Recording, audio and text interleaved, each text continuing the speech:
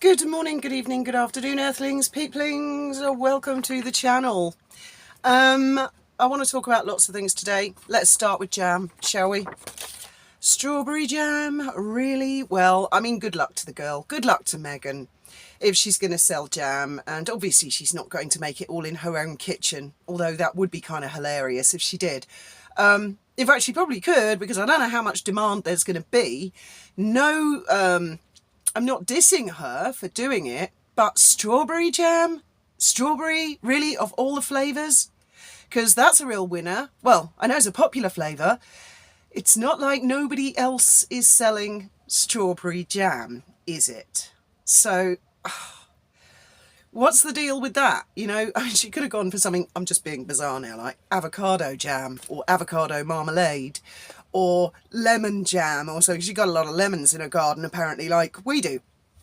So why strawberry jam? And then she's got to get a couple of her mates, you know, to give her a big shout out on her Instagram. I haven't checked her Instagram, checked it yesterday, and she was at 592,000 or something like that on Instagram. So she's getting near the 600,000 mark. I mean, it's not exactly flying off the shelves. Now, from a marketing point of view, and I can tell you this from my experience working at Dolphin Safari, one of my jobs is the website. The more clicks somebody has to do, the less likely they are to buy a product. And Megan just seems so vague, so blasé. She won't, you know, she's trying what's known as negative advertising. Is basically when you won't tell people where the product is and they have to hunt it out. And usually that type of marketing is used by antique dealers and the elite, you know, when the product is phenomenally expensive and people have to hunt it down. Whereas strawberry jam, I wouldn't have thought, even if it's the most spectacular jam in the world, I can't see people climbing over each other's backs to get to Megan's strawberry jam. What makes it so different to any other strawberry jam? Anyway, right.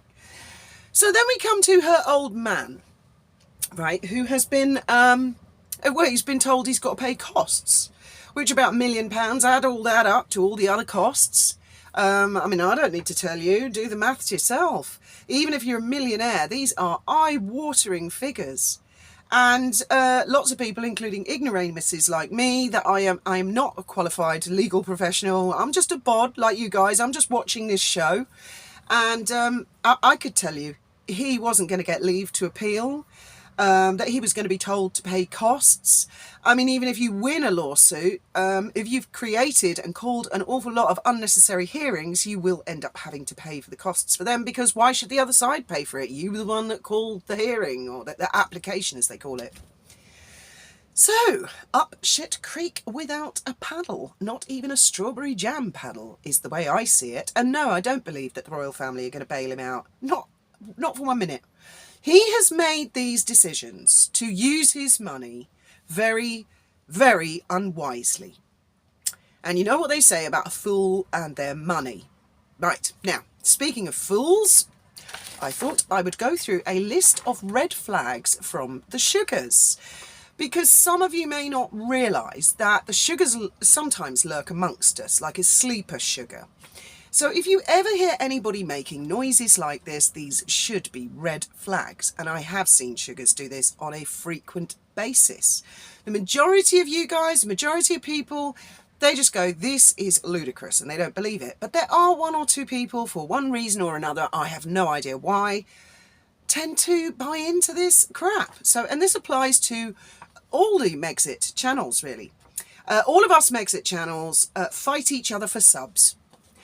Bullshit, right? Bullshit. I have never come across a YouTuber who fights another YouTuber for subscribers or followers. I don't actually like the term subs. I think that's dead rude. I think followers or friends is much nicer. It's almost like they're talking about all of us as viewers as a commodity. Now, me personally, I subscribe to about 200 different Megxit channels and others like Mr. Ballon and storytelling and stuff like that. So when they come out with this shit and they say YouTuber A is trying to destroy YouTuber B in order to steal their subs, right? This is a frequent sugar allegation. Why? Why? Are they seriously suggesting that any of us can only subscribe to YouTuber A or YouTuber B? I don't think so. I'm pretty sure it's free and I could subscribe to 10,000 YouTube channels if I wanted to. Why would any YouTuber care or want to fight another YouTuber for subs? I've never come across that. I've also heard someone recently say that it costs £50 to £100 a month to have a YouTube channel. Bullshit. It doesn't cost a penny. I don't pay a penny for my YouTube channel, and I know none of the other YouTubers pay a penny for their YouTube channels. That is a complete lie. In fact, any of you guys that are able to comment, you have a YouTube channel. Basically, you may not upload videos, you may not have any content, but when you want to comment on YouTube, you create a channel, and then you can comment on it. So any of you guys tell me, are you paying $50 to $100 a month for that? Because that's horse shit. Right. Larger channels want to destroy smaller channels. This is another favourite sugar thing, and they love to try and stoke the shit in the community. Again, bullshit. Why? Why would any YouTube channel, large or small, set out to deliberately destroy another? Presumably in order to steal their subs. I mean, don't expect it to make sense. This is sugarisms. YouTubers go to people's homes and threaten them. That's a pretty big one. Personally, I have never visited anybody's home. I have never contacted anybody's relatives, children, parents, ever, outside of the YouTube community. Why would I? I repeat, do I strike you as the type of person who needs to be sneaky beaky and have a troll account? Or do I strike you as the kind of person who's got a big mouth and will just put it all out there?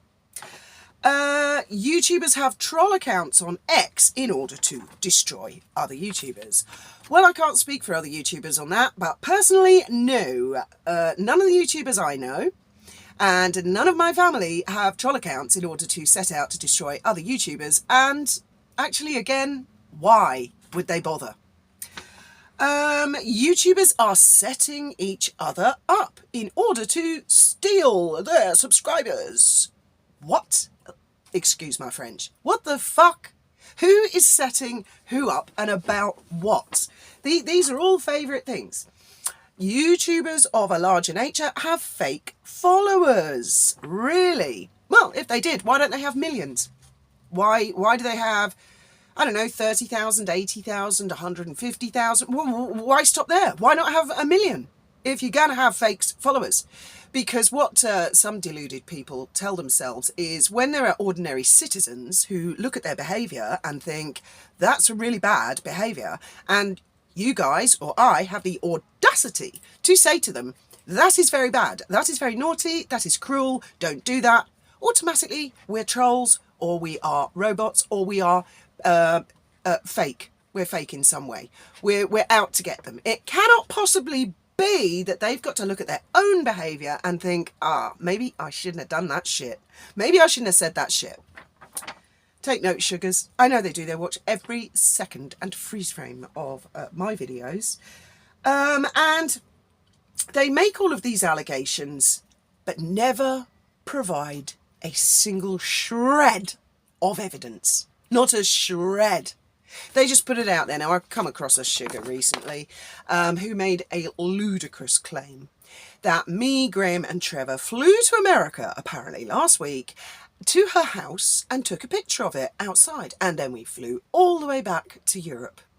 Have you ever heard such nonsense? So when you hear people talking this sort of...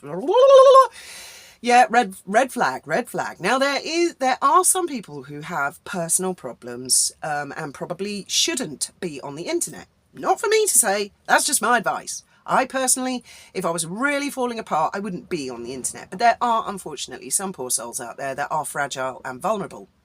And some of them seem to believe some of this bullshit. And I have become aware of one of them who apparently sleeps with a knife under their pillow because apparently last night, me and my husband Graham were hiding outside her house with a gun, waiting to kill her. Oh my God. And also, according to the Atalanta, who does seem to be the epicenter of all the shit stirring, me, Graham and Trevor are now officially murderers. That's it, we're murderers.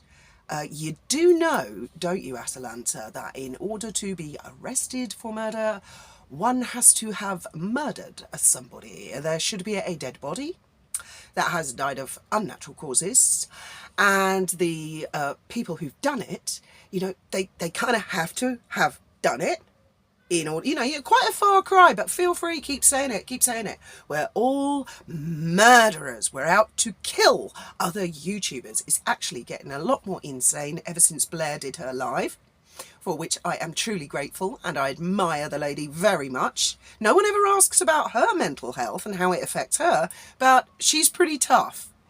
But ever since she did that live, they have been falling apart at the seams. I've been watching. They go here, there, there, there. Oh, it's all coming apart for them now. So I thought I would sort of do this tutorial. I know it might seem a bit patronising and like I'm teaching a lot of you to suck eggs.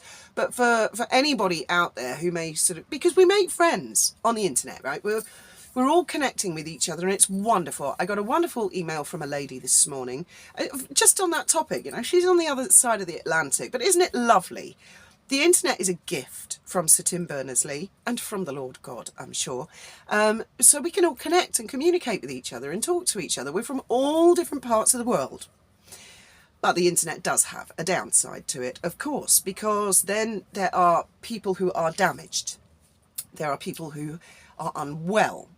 And there are people who are just downright spiteful, who go on the internet and they use the anonymity that we all have. You know, I could have mine. I choose to do this, but it's quite reasonable for everybody to want that anonymity. But they weaponize their anonymity and they create a lot of shit for other people.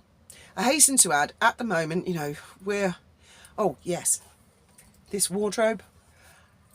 All my stuff arrived today, my MDF, my flat pack, and I think I'm going to try and do a video on Graham's channel, and we're going to turn this into, not a walk-in wardrobe, but you know, that kind of thing. Well, we'll upload it if it works out all right. If it looks rubbish, we won't. But that will be on Graham's channel. So we are enjoying life. I'd also like to touch on a bit of a tricky subject, right? Black magic and voodoo. Now, there are more things in heaven and earth. That's all I can say about that. But I have noticed that some really weird stuff has been happening. Some weird stuff has happened to Trevor. I mean, that's like entities. I have had a lot of emails from you guys about weird stuff that's happened to you. And it does make one wonder when there is such a level of negativity surrounding, it would appear, Meghan Markle. That when you've got so many people wound up and enraged and accusing people of being murderers and God knows what else, that darkness can sometimes start to filter into your own life. Now, as you know, we all did the tour of our house yesterday because we had guests arriving, 3 lovely gentlemen. And an hour before they arrived, the weirdest thing happened. The power flicked out. So we thought, oh God, what's that? And it seemed that it was the lighting in the bathrooms. Well, I mean, the guys were totally cool with that. But so weird, go to the house this morning and it's fixed. So, and it's not the only weird thing. You asked Trevor. He's had a couple, well, I haven't seen his videos today, but he's had a couple of super weird, like, things happen. Anything weird happen with you guys? And I think it is when you've got negativity. Like over the winter, you all know we go and sit in the house and the weather's bad and we kind of fester and stuff.